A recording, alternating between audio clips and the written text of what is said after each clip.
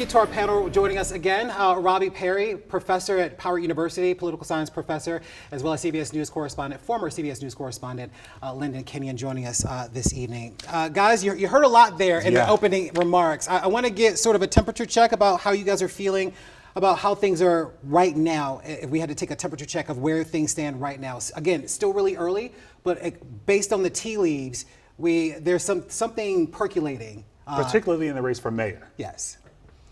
Well, I think that it's clear that voters are responding and participating. You just heard Gary say from the Board of Elections that he thinks that there may be a higher turnout than there have been in prior primaries. So we will see, and that will help to determine whether or not these parties are victory parties or just wait and see parties. But he also said there toward the end that they may not even start to tabulate ranked choice voting ballots until the weekend.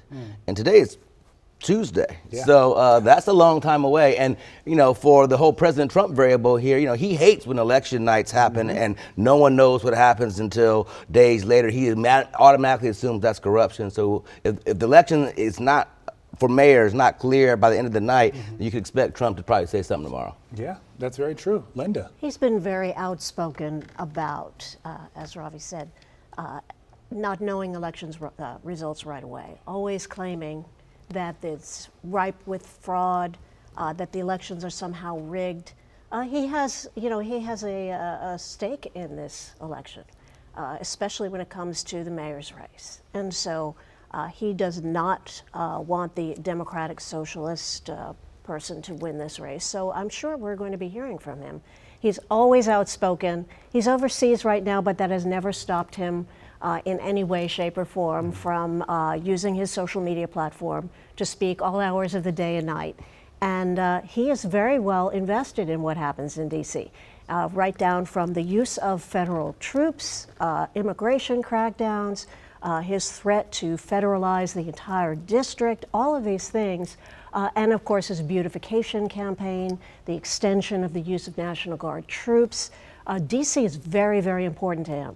So if he did not weigh in on this, I would be very surprised. And so do you think he's going to make good on that threat if Janeese Lewis George wins? He's talking about taking over the district again if a Democratic Socialist is elected mayor. But I look at Zohran Mamdani in New York, and those two seem to be getting along quite well. So what happens? I will tell you that his relationship with Mamdani in New York was a bit of a surprise.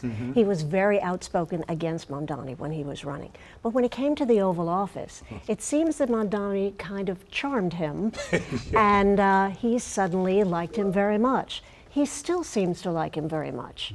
So when it comes to his views about Janeese, it's another issue where he may be putting out the feelers, the concerns about a Democratic Socialist.